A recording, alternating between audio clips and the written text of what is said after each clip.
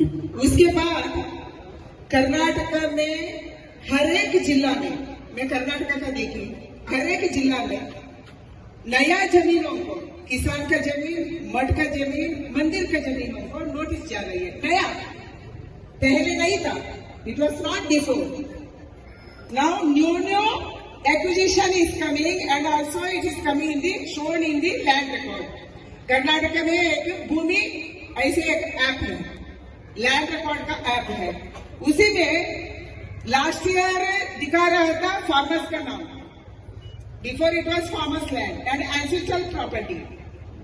now it is showing as waqf property in last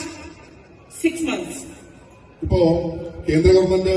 Vakkom പരിഷ്കരണ നിയമം കൊണ്ടുവരുന്ന സമയത്ത് കാണാൻ കഴിയുന്നത്, ഞാൻ കർണാടകത്തിൽ നിന്ന് വരുന്ന ആളാണ്, കർണാടകത്തിൽ വ്യാപകമായി ഇന്നലെ വരെയും അവിടുത്തെ റെക്കോർഡിക്കലായിട്ട് കർഷകരുടെ പക്കം ഉണ്ടായിരുന്ന ഭൂമി ഇപ്പോ വളരെ പെട്ടെന്ന് 6 മാസമായി വളരെ പെട്ടെന്ന് തന്നെ ഇപ്പോ